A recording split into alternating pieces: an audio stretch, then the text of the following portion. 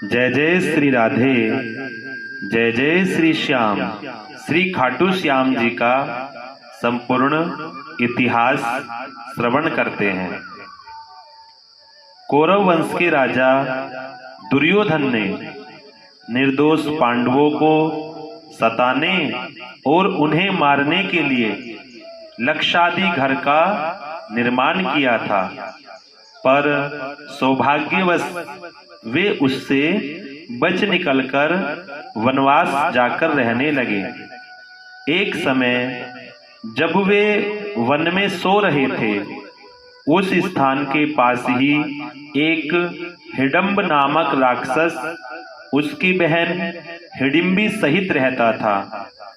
तब उसको मनुष्य पांडवों की गंध आई, तो उन्हें देखकर वह राक्षस अपनी बहन हिडिंबा से बोला, इन मनुष्यों को मारकर मेरे पास ले आओ, आज इनका मांस खाकर बड़े खुश होंगे।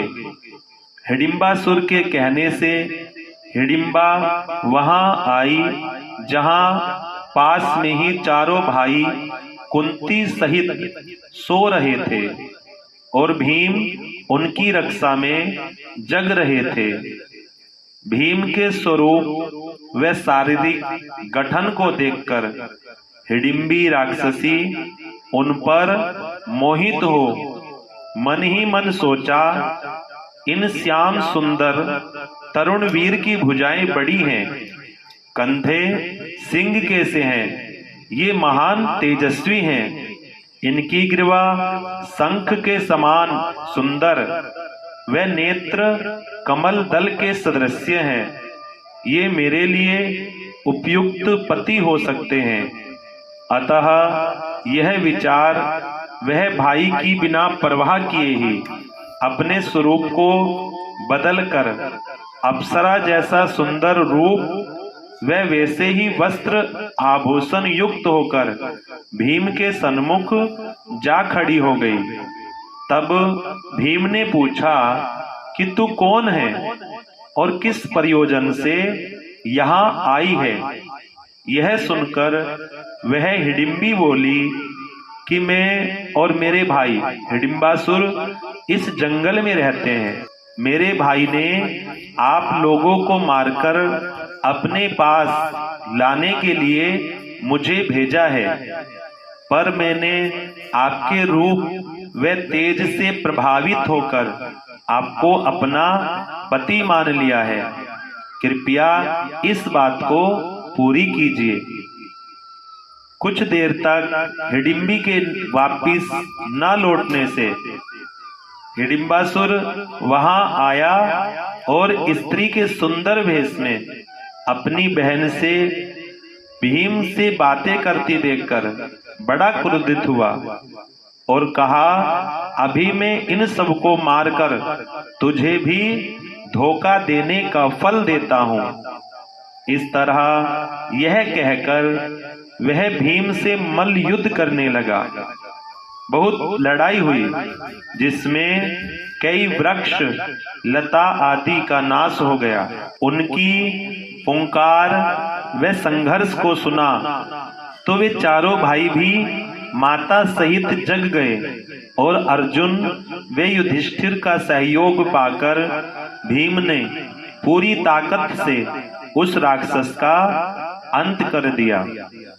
तत्पश्चात हिडिंबी हाथ जोड़ माता कुंती व युधिष्ठिर जी से अपने संकल्प को दोहराते हुए प्रार्थना की कि मुझे अनुमति देवें कि मैं भीम को अपने पति रूप में वरण कर सकूं।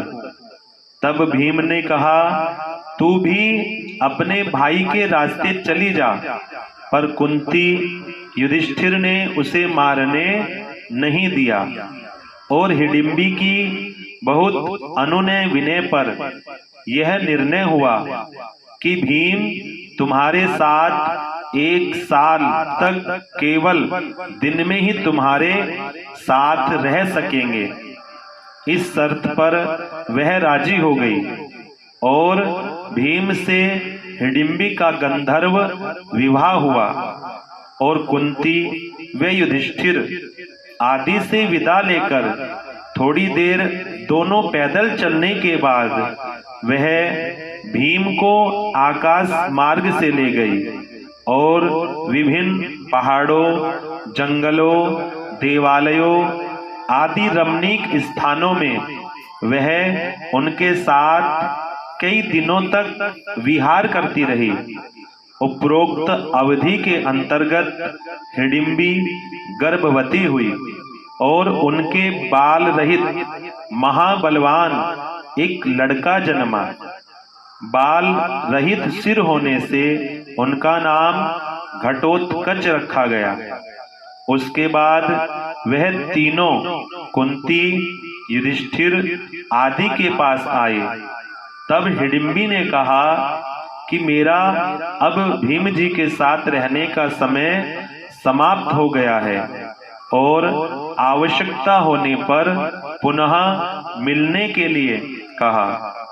हिडिंबी अपने अभिष्ट स्थान पर चली गई तथा घटोत्कच भी उनको सादर प्रणाम कर यह कहा कि मेरी आवश्यकता होगी उस समय मैं स्वयं अपने पितृ वर्ग की सेवा में उपस्थित हो जाऊंगा।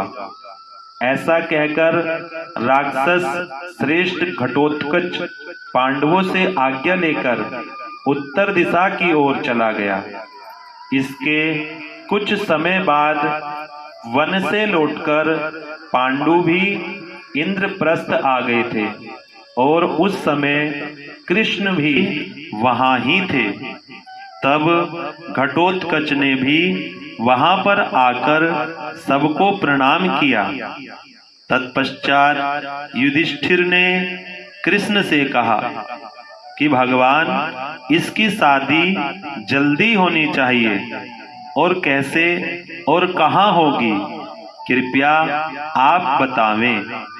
तब कृष्ण ने कहा कि इसकी शादी मणिपुर में मुरदैत्य रहता है, उसकी लड़की कामकंटकटा से होगी। अतः कृष्ण व पांडु सलाह करके घटोत्कच को मणिपुर में कामकंटकटा के पास भेजा। वह वहां जाकर अपने आने का अभिप्राय कामकंटकटा को कहा। तब उसने कहा कि आप मेरे प्रश्नों का सही उत्तर दो तो मैं आपसे शादी कर लूंगी।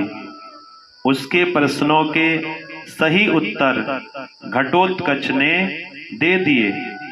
तब वह उनके साथ इंद्रप्रस्थ आ गई और कृष्ण ने उन दोनों को पांडवों के समक्ष गंधर्व विवाह कर दिया। उसके बाद वे दोनों उनको प्रणाम कर अपने उपयुक्त स्थान में आ रहने लगे। उन्हें उस स्थान पर रहते हुए एक महान पराक्रमी पुत्र की प्राप्ति हुई। उसके शेर की भांति बालों को देखकर उसका नाम बर्बरीक रखा गया। राक्षसियों के पुत्र जन्मते ही बलवान व युवक होते हैं। साथ ही बर्बरीक धर्मात्मा, विनयी व वीर भी था। चंद दिनों बाद ही उसे साथ ले घटोत्कच द्वारका को गया और उसने भगवान कृष्ण के चरणों में पुत्र के सहित प्रणाम किया। तब हाथ जोड़ बर्बरीक ने प्रार्थना की कि हे आदिदेव माधव, मैं मन, बुद्धि व चित्त की एकाग्रता से आपको प्रणाम करता हूँ। पुरुषोत्तम, संसार में जीवन का कल्याण किस प्रकार होता है? कोई धर्म को कल्याणकारी बतलाते हैं, कोई दान को, कोई तप को, कोई धन को, कोई भोगों को तथा कोई मोक्ष को। प्रभु, इन सैकड़ों श्रेयों में से एक निश्चित श्रेय जो मेरे कुल के लिए हो उसको आप मुझे उपदेश करें।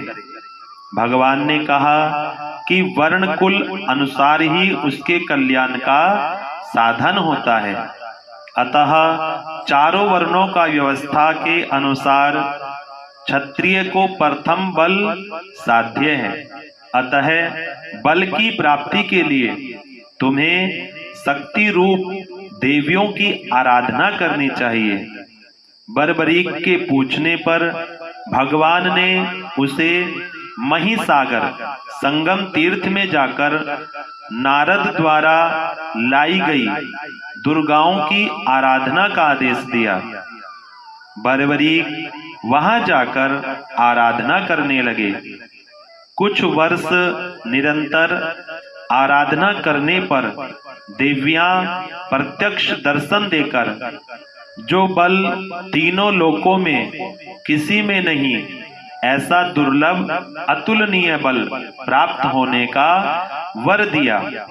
वह कहा, पुत्र तुम कुछ समय तक यहीं निवास करो। यहाँ एक विजय नामक ब्राह्मण आएंगे, उनके संग में तुम्हारा और अधिक कल्याण होगा। देवियों की आज्ञा मान बर्बरीक वहीं रहने लगे। तब मगध देश के विजय ब्राह्मण वहां आए और 7 शिवलिंगों का पूजन किया और विद्या की सफलता के लिए देवियों की आराधना की। तो देवियों ने स्वप्न में उन्हें आदेश किया कि तुम सिद्ध माता के सामने आंगन में संपूर्ण विद्याओं की साधना करो। हमारा भक्त बर्बरीक तुम्हारी सहायता करेगा। तब विजय ने बर्बरीक से कहा, मैं विद्याओं का साधन करूं तब तक कोई विघ्न न हो पावे। अतः विजय के साधन में विघ्न डालने वाले रेपलेंद्र दानव व ब्रुद्रुहा राक्षसों आदि का सहज ही संहार कर पाताल के नागों को पीड़ा देने वाली प्लासी नामक असुरों को रोंदकर बर्बरीक ने यमलोक भेज दिया। उन असुरों के मारे जाने पर नागों के राजा वासुकी वहां आए और बर्बरीक को वर मांगने के लिए कहा। तब बर्बरीक ने विजय की निर्विघ्न तपस्या सफल हो यही वर मांगा। उस समय वहां कई नाग कन्या बर्बरीक का रूप व वीरता देखकर उनके साथ शादी करने का प्रस्ताव रखा, पर मैंने ब्रह्मचर्य व्रत धारण कर रखा है, यह कर उन्हें टाल दिया। विजय की तपस्या सफल होने पर उसने भी बर्बरीक को युद्ध में विजयी होने का वरदान दिया। तत्पश्चात विजय को देवताओं ने सिद्ध ऐश्वर्य प्रदान किया। तब से उनका नाम सिद्ध सेन हो गया और उनके वहां से चले जाने के कुछ काल बीत जाने पर पांडव लोग भी जुए में सर्वस्व हार कर वनों एवं तीर्थों में घूमते हुए उसी तीर्थ में पहुंचे। वे लोग देवियों के दर्शन करके वहां बैठ गए और तब भीम वहां कुंड में बिना पैर धोए ही प्रवेश कर जल में कुल्ले आदि करने लगे। तो ये देख बर्बरीक से रहा न गया और कहा कि आप तीर्थ घूमते हो, आपको यह अनुभव नहीं है कि गंदे पैर अंदर ही धोते हो, वह कुल्ले छोड़ रहे हो। अतः यह कर्म निंदनीय है, क्योंकि इस कुंड का जल देवियों की पूजा में काम आता है। अतः तुम कुंड के बाहर आ जाओ। पर दोनों ही ताकतवर थे। भीम ने नहीं मानी और बातों ही बातों में क्रोध बढ़ गया और दोनों काफी लड़े भिड़े और अंत में भीम को पराजित कर बर्बरीक उन्हें समुद्र में फेंकने चले। तभी शंकर जी वहां प्रकट हो उन्हें छुड़ाकर बोले, यह भीम तुम्हारे दादा हैं। बर्बरीक ने उन्हें कभी नहीं देखा था, अतः वह नाना प्रकार से अपनी भूल की क्षमा मांगकर अपने दादा के साथ किए अत्याचार का प्रायश्चित करने के लिए स्वयं समुद्र में डूबने के लिए चले। तभी वहां वह सब देवियां प्रकट हो गई और शंकर व देवियां उन्हें समझाकर लौटा लाए। उसके बाद बर्बरीक वहां आए जहां सब पांडु, द्रौपदी आदि थे और आकर सबको नमस्कार किया। तब उन सब ने बर्बरीक का अच्छा सम्मान किया। इसके बाद जब पांडवों की वनवासी अवधि समाप्त हो गई और उनके इंद्रप्रस्थ लौटने पर दुरात्मा दुर्योधन ने उनका राज्य क्या, सुई की नोक जितनी भूमि भी उन्हें देना स्वीकार नहीं किया। तब कुरुक्षेत्र मैदान में युद्ध की तैयारी होने लगी और वहां कौरव पांडवों के दोनों दल पड़ाव डालने लगे। उसी अवसर पर बर्बरीक भी अपने तेज पुण्य रथ पर सवार हो वहां आए और दोनों दलों के बीच में स्थिर हो देखने लगे। इस तरह महातेजस्वी बर्बरीक को वहां आया देखकर दोनों ही पक्षों के वीर उनके पास यह जानने के लिए आए कि ये तेजस्वी वीर किसकी तरफ से युद्ध में भाग लेंगे। पूछने पर बर्बरीक ने उत्तर दिया कि मैं पहले तो किसी की भी तरफ से न लड़कर युद्ध देखूंगा और अंत में जिसके साथ अन्याय वह हार होगी उसी तरफ से लड़कर उसे विजय बनाऊंगा। उपस्थित लोगों ने पूछा, आपकी सेना कहाँ है? तब लोगों ने कहा, तो फिर आप पराजय को जय में कैसे बदलोगे? तब उन्होंने कहा कि मुझे अपने 3 बाणों पर पूरा विश्वास है, जो कि आवश्यकता पड़ने पर दोनों पक्षों की सारी सेना को क्षण भर में नष्ट करने के लिए बहुत हैं। तब कृष्ण जी भी यह बात सुन बर्बरीक की परीक्षा लेने के लिए उसके पास पहुंचे।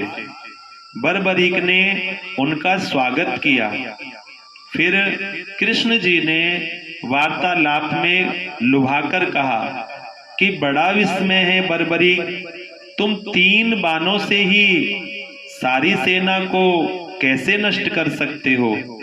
तब बर्बरीक ने कहा, देखो सामने पीपल के वृक्ष के सारे पत्तों पर एक बार से निशान हो जाएगा और दूसरे बाण सबको बेध देगा। कृष्ण ने एक पैर के नीचे पत्ते को छिपा लिया। एक बाण से छिन भर में सब पत्ते बिंद गए। तब कृष्ण ने देखा, वास्तव में यह एक मुहूर्त में सबको यमलोक भेज देगा। जब यह सोच श्री कृष्ण जी दूसरे दिन सुबह ब्राह्मण का वेश बनाकर बर्बरीक के पास पहुंचे और याचना करने लगे। तब बर्बरीक ने कहा, हे ब्राह्मण, क्या चाहते हो? यहाँ मेरे पास तो जो कुछ है वह सब देने के लिए तैयार हूं। तब ब्राह्मण वेशधारी कृष्ण ने कहा कि इसका क्या सबूत है कि जो आपके पास हो, जिसमें से मैं जो कुछ मांगू सो मुझे मिल ही जाएगा। तब बर्बरीक ने कहा कि मेरा वचन ही इस बात की सत्यता है कि यदि तुम प्राण भी मांगो तो मिल जाएगा। ब्राह्मण वेशधारी नटवर बोले, अच्छा यह बात है तो मुझे अपना शीश दान में दे दो। यह सुनकर बरबरीक जी स्तंभित रह गए और बोले, मैं अपना वचन सहर्ष पूरा करूंगा, पर सत्य कहो आप कौन हैं? तब कृष्ण ने अपना स्वरूप बताते हुए कहा कि बरबरीक, मैंने यह सोचा कि यदि तुम युद्ध में भाग लोगे तो दोनों कुल पूर्णतः नष्ट हो जाएंगे। तब बरबरीक ने कहा, कृष्ण आप मेरा शीश तो अवश्य ले लीजिए, पर मेरी एक इच्छा है कि मैं इस युद्ध को आखिर तक देख सकूं। तब भगवान ने कहा कि तुम्हारी यह इच्छा पूरी होगी। तब बरबरीक ने अपना सिर धड़ से काटकर दे दिया। जब सब पांडवों को यह जानकारी मिली तो वे सब वहां जा विलाप करने लगे और कहा कि भगवान इस निरपराध वीर को आपने क्यों मारा है? इतने में ही वहां सिद्ध अंबिका आदि 14 देवियां प्रकट हो कहने लगी कि हे पांडव वीरो, रुदन मत करो। कृष्ण के बरबरीक को मारने का कारण आप सुनो। एक समय सब देवताओं ने विष्णु से प्रार्थना की, प्रभु भूमि का भार दूर करो। तब विष्णु ने सबको संतोष दिलाते हुए अंशों सहित अवतार लेकर भूभार उतारने का वचन दिया। उसी समय वहां एक सूर्यवर्चा यक्ष बोला कि मैं अकेला ही अवतार लेकर भूमि का भार दूर कर दूंगा। तब उसे ब्रह्मा जी ने शाप दिया कि जब तेरा भार उतारने का समय आवेगा तब तेरी कृष्ण के हाथ से मृत्यु होगी। तब सूर्यवर्चा ने शाप दूर होने की प्रार्थना की। उसी समय विष्णु ने वरदान दिया कि तुम्हारी मृत्यु के बाद आगे कलयुग में तुम्हारी ही श्याम नाम से पूजा होगी और तुम देवियों से भी बढ़ चढ़कर पूजे जाओगे। इतना कहने के बाद कृष्ण व देवियों ने उनके शीश को दिव्य अमृत जड़ियों के सहारे पहाड़ के ऊंचे शिखर पर पीपल वृक्ष पर स्थापित कर दिया। इसके बाद 18 दिन युद्ध चलने के बाद बड़ी मुश्किल से हार जीत का निर्णय हुआ। कृष्ण की कृपा से पांडव विजयी हुए तथा अपनी जीत पर उन्हें अभिमान होने लगा। तब कृष्ण उनको लेकर वहां पहुंचे जहां बरबरीक का सिर स्थापित था। बरबरीक के सामने पांडव अपनी अपनी वीरता का बखान करने लगे। वे फूले न समाये और सब समझ रहे थे कि जीत का सब श्रेय मुझे ही है। तब बरबरीक के सिर ने कहा कि हे पांडव वीरो, आप सबका घमंड करना व्यर्थ है। आपको यह जीत श्री कृष्ण नीतिज्ञ से ही मिली है और इस युद्ध के वास्तविक विजेता श्री कृष्ण ही हैं। इन्होंने अपनी बुद्धि व नीति के सहारे इस महायुद्ध को जीता है। मुझे तो इस युद्ध में चारों तरफ कृष्ण का सुदर्शन चक्र ही चलता नजर आ रहा था। कृष्ण नीति की जय हो।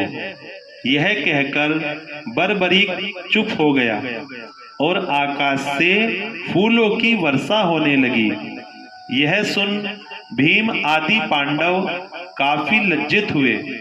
तब कृष्ण ने कहा कि बर्बरीक, मैं तेरे महान त्याग से प्रसन्न होकर तुम्हें वरदान देता हूं कि आप कलयुग में मेरे ही नाम से महान पूजनीय होंगे और तुम्हारे सुमरन से सर्व मनोरथ पूर्ण होंगे।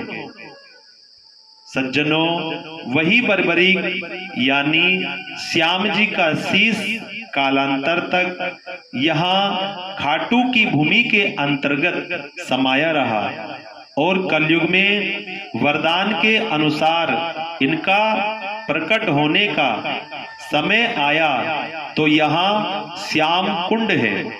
इसमें स्नान करने का भी विशेष महत्व है। वहां एक गाय का दूध रोज अपनी देवकला से खींचकर पीने लगे। तब गाय के मालिक ने एक दिन गाय का पीछा किया। तब संध्या के समय वह गाय इस खाटू में कुंड की जगह खड़ी हो गई और दूध की धार जमीन में जाने लगी। तब गाय के मालिक ने यह देखा कि गाय का दूध रोज पीने वाला यही कोई है। यही सभी वर्तमान नरेश से कहा। तब वर्तमान नरेश की साक्षी में वह जमीन को खोदने लगा। जब नीचे से आवाज आई, धीरे धीरे खोदे, यहाँ श्री श्याम जी प्रकट होवेंगे। जब आगे खोदने से यह श्याम जी की मूर्ति उन्हें प्राप्त हुई और फिर इस मूर्ति को एक ब्राह्मण को दे दी गई। कई दिनों तक वह ब्राह्मण इस मूर्ति की पूजा करता रहा। भागवत पुराण के अनुसार यह खाटू खटांक नामक नगरी थी। यहाँ के राजा को स्वप्न में श्याम ने कहा कि तुम यहाँ एक मंदिर बनाकर उस ब्राह्मण से मेरी मूर्ति लेकर स्थापित करा दो, तुम भी यश के भागी बनोगे। तब राजा ने यह मंदिर बनवाकर श्री श्याम जी की मूर्ति शुभ मुहूर्त से मंदिर में विधिवत उत्सव सहित स्थापना करवाई थी। श्री श्याम बाबा आज भी सच्चे मन से आराधना करने से भक्त जनों को मन इच्छित फल देते हैं। कहा जाता है कि श्री श्याम जी का धड़ रिंगस व पैर पाताल में पूजते हैं। संपूर्ण भारतवर्ष में विभिन्न स्थानों में इनके विभिन्न मंदिर भी हैं और वहां इनका बड़े आदर पूर्वक पूजन होता है। जय श्री श्याम। बोली श्री लखदातार श्री श्याम बाबा की जय। कहा जाता है कि जैसे ही आपने खाटू श्याम मंदिर जाने के लिए मन में विचार बना लिया, बस उसी वक्त से आपके सभी बिगड़े काम अपने आप बनने शुरू हो जाएंगे। खाटू श्याम बाबा के दर्शन मात्र से पुरानी समस्या का निवारण हो जाता है। भारत के प्रसिद्ध गुलाबी नगर जयपुर से उत्तर में वाया रिंगस होकर 80 किलोमीटर और सीकर से 60 किलोमीटर दक्षिण में स्थित है। पश्चिम रेलवे का रिंगस जंक्शन श्याम बाबा के आने जाने वाले यात्रियों का मुख्य रूप से रास्ते में पड़ता है, क्योंकि दिल्ली, अहमदाबाद, जयपुर, सीकर आदि से आने वाले यात्रियों को रेलों बसों से पहले रिंगस जंक्शन ही उतरना पड़ता है। उसके बाद पैदल या ऊंटों या जीपों या बसों के द्वारा खाटू श्याम 17 किलोमीटर जाया जाता है। मेले लगने का समय विशेषतः ऋतानुकूल होने के कारण फाल्गुन शुक्ल एकादशी द्वादशी का ही बड़ा मेला लगता है तथा छोटे मेले ज्येष्ठ शुक्ल पक्ष एकादशी द्वादशी कार्तिक शुक्ल एकादशी द्वादशी श्याम जयंती पर लगते हैं। इस अवसर पर मंदिर के पट रात भर खुले रहते हैं। इसके अलावा हर माह की शुक्ल एकादशी को भी विशेष रूप से यात्री आते हैं। आजकल प्रायः प्रतिदिन ही दर्शनार्थियों का आना जाना रहने लगा है। कह दीजिए जय श्री श्याम। हारे का सहारा बाबा श्याम हमारा। बोली श्री लखदातार की जय। अगर आप हमारे चैनल पर नए हैं तो सब्सक्राइब अवश्य करें, लाइक करें, शेयर करें और कमेंट में जय श्री श्याम हारे का सहारा बाबा श्याम हमारा लिखना न भूलें। जय श्री श्याम।